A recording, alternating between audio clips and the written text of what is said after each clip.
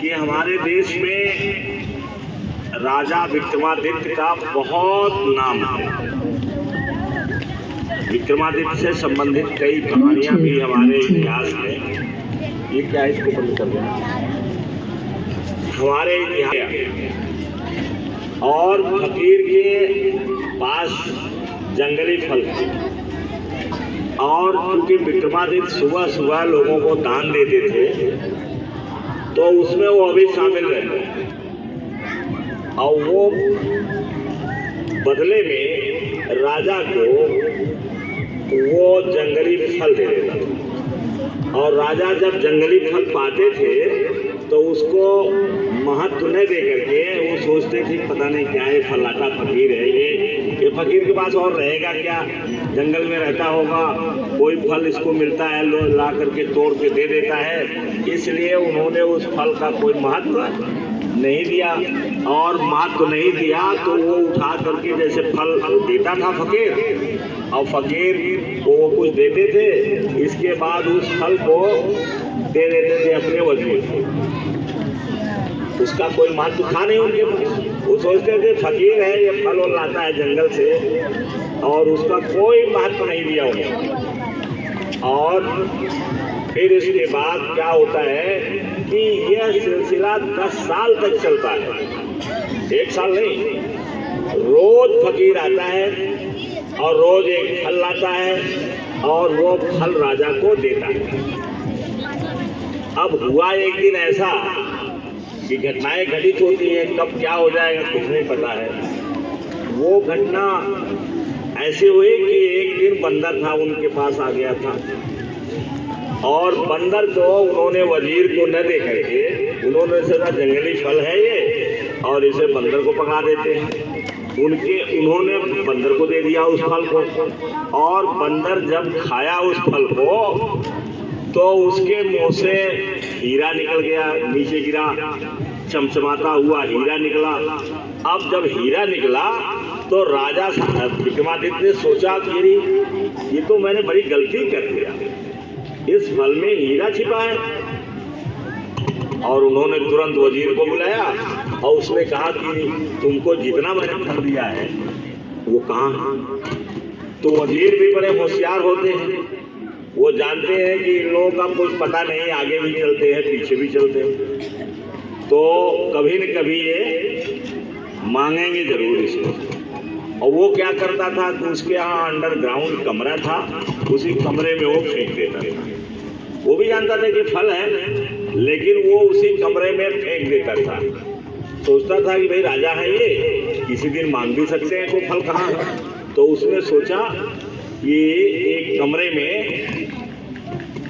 जो उसके यहाँ अंडरग्राउंड कमरा था उसी में वो ऐसा फेंक देता था। अब जब 10 साल के बाद राजा कहते हैं कि उस फल को बताओ कहाँ है, तब उसने कहा कि हमने एक कमरे में रखा है। जब कमरा खोला गया तो उसमें से महाबदबू आ रही थी, फल सब सड़ गए थे। अभी 10 साल लगातार उसमें फेंका जा रहा फल तो सड़ेगा ही सड़ेगा, सड़ गए थे सब फल। लेकिन जब फल तो सड़ गए थे लेकिन उसमें का हीरा सब चमक रहा था। तो राजा साहब ने ये जब फकीर आया दूसरे दिन तो उन्होंने कहा कि ये बताओ कि मैं जान नहीं पाया कि तुम्हारे फल में हीरा है, इतना बहुमूल्य चीज है। तो उसने कहा आपके लिए ये मैंने फल इकट्ठा किया, अब आप तो बहुत बड़े राजा हैं और दुनिया में आप वीर हैं, आप बहादुर हैं, आप वीर हैं और मुझे ऐसे ही वीर की तलाश है, ऐसा ही वीर मुझे चाहिए।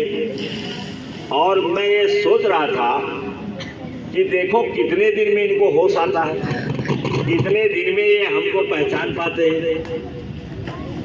क्या कहा उन्होंने, शायर क्या कहा, उन्होंने कहा सुन ही रही हो ध्यान से। अब वही राजा साहब वाली बात इसीलिए मैं कह रहा हूँ कि फकीर ने कहा कि मैं इंतजार कर रहा था कि जब आपको होश आता है और कब आप इस फल को पहचानते हैं और मुझे पहचानते हैं कि मैं कौन हूँ। और अच्छा हुआ कि आपको 10 साल के बाद याद आ गया, आपको होश आ गया कि ये फल क्या है, और अब आपको समझ में आया कि ये फकीर क्या है। तो उन्होंने कहा कि चाहते क्या हो।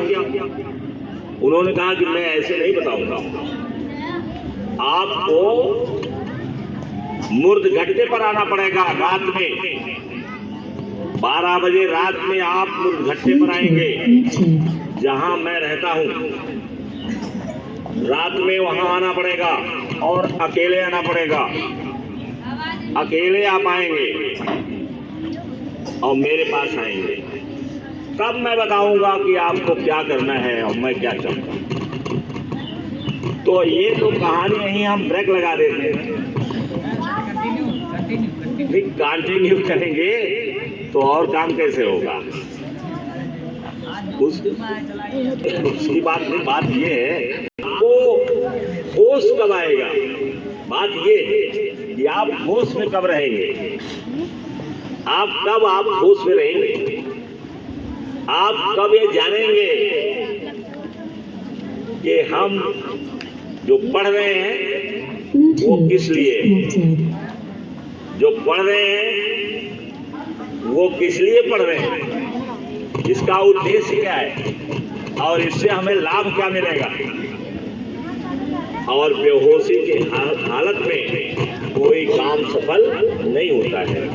उसी तरीके से आप फेंक दोगे, जैसे राजा साहब उस फल को फेंकते थे, वैसे आप हमारी बात को फेंक देते हो और आपको होश पता नहीं कब आएगा। 30 साल बाद आएगा, 35 साल बाद आएगा, कब आएगा। और जब 30-35 साल बाद आएगा कि हमको ऐसे पढ़ाया जाता था, ये हमारे सर जी ने बताया था, तब बहुत देर हो गई है।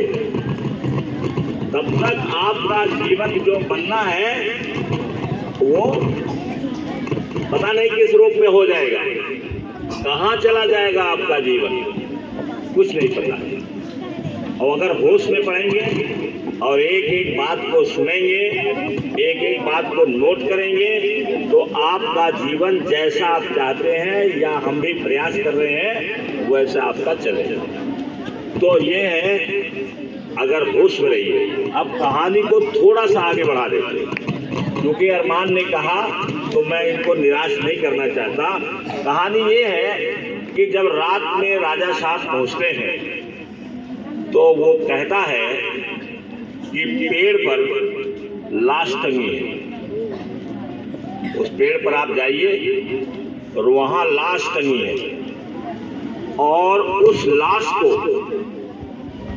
आप उतार करके और मेरे पास लाइए। उन्होंने क्या कहा कि उस लाश को जाओ उतार करके ले आओ और मेरे पास लेके आओ। तो राजा साहब जब गए उस पेड़ पर, हाँ, उसने एक चीज और कहा कि डरिएगा नहीं, अगर डरिएगा तो मर जाइएगा। अगर आपके अंदर भय उत्पन्न हुई तो आप मर जाइएगा, इसलिए डरना नहीं है। आप निडर होकर के यहाँ से जाएंगे, इसीलिए मैंने आपको चुना है कि आप वीर हैं, आप बहादुर हैं, और नाम भी था विक्रमादित्य। तो उन्होंने कहा कि डरना नहीं। फकीर ने कहा कि डरिएगा नहीं, डरेंगे आप तो तुरंत मर जाएंगे। तो कौन मरना चाहता है? वो साहस बना करके, क्योंकि बहादुर थे ही वो, साहस बना करके उस जाते हैं जब वहां, तो 25 डेड बॉडी लटकी हुई है। कितना है? 25 डेड बॉडी लटकी हुई है। अब वो सोचते हैं कि मैं क्या करूं, कैसे चढ़ूं और कैसे इसको उतारूं। तो चूंकि फकीर का आदेश था, उनको लेके जाना था। एक बार तो सोचे छोड़ दो, इस झंझट में कौन पड़ेगा, ये फकीर पता नहीं क्या मुझसे करवाना चाहता है। लेकिन चूंकि उन्होंने वचनबद्ध थे और जिज्ञासा भी थी, देखे क्या होता है आगे, अंदर से ये भावना थी कि देखे क्या होता है इसके आगे। तो उन्होंने एक लाश को जाके जड़ के काट करके उतारते हैं, और जब उसको उतारते हैं तो वो लाश बोलने लगती है, उसमें से आवाज आ जाती है और कहती है, लाश कहती है कि मुझे उस फकीर तक ले जाने के पहले कुछ शर्तें हैं, उसको सुन लो। शर्त है इसमें, इसे सुन लो। तो कहा, उन्होंने बताओ कौन शर्त है। कहा, पहली बात कि आप बोलेंगे नहीं, बोलेंगे तो तुरंत मरेंगे। अगर मुंह से आवाज निकली कुछ तो मरे आप। और मैं कोई प्रश्न पूछूंगा तो उत्तर अगर उसका आप जानते हैं और नहीं बताएंगे, देखो क्या कहता है वो लाश, क्या कहती है कि बोलेंगे नहीं, बोलिएगा तो मरिएगा। और जब मैं कोई प्रश्न पूछूंगा तो उसका आंसर अगर आपको उत्तर आता है और उत्तर आप नहीं देंगे तो मैं आपके साथ नहीं चलूंगा। उसने कहा कि उत्तर आता है और अगर आप नहीं देंगे, उत्तर नहीं देंगे तो भी आप मर जाएंगे, और उत्तर आता है तो आपको उत्तर देना है। तो मैं आपके साथ जाऊंगा नहीं। कहा कि उत्तर अगर आप नहीं देंगे, उत्तर आता है उत्तर नहीं देंगे तो मैं आपके साथ फकीर के पास नहीं जाऊंगा। अब इनको मजबूरी थी शर्त को मानना, शर्त मान लिए। और जब डेड बॉडी को लेके चलने लगे तो रास्ते में एक जहां, जैसे उसने कहानी शुरू कर दिया, वो डेड बॉडी ने कहानी बताना शुरू कर दिया। अब कहानी बताना शुरू कर दिया तो ये सुनना शुरू कर दिए। अब ये चाह रहे थे कि मैं कहानी नहीं सुनूं, जब सुनूंगा तो कुछ न कुछ बोलूंगा और मुंह से बोल निकल गई तो मैं मर जाऊंगा, और उत्तर नहीं दूंगा तो ये वापस चला जाएगा। अब ये समस्या खड़ी होगी। तो इस तरीके से उसने कहानी कहना शुरू कर दिया। अब इसको हम कल बता देंगे। इतना हो गया ना। देखिए, इससे क्या है कि हमारे अंदर बहुत सारा ज्ञान पैदा होता है। ये संसार ही बना हुआ है कहानियों से। ये संसार जो रचना है ये कहानी से, और चाहे कहानी हो, पेंटिंग भी तो कहानी है।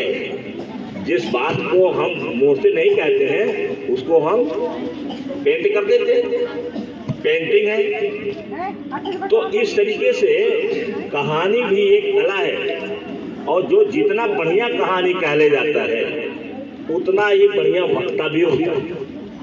क्योंकि जितने वक्ता हैं जो कहानी कहते हैं वो ज्यादा असरदार होता है, क्योंकि आप कहानी को सुनते हो। रोचक कहानियां कहने की जब आपको आदत पड़ जाएगी, कहानी आप दिमाग में आपके आता रहेगा।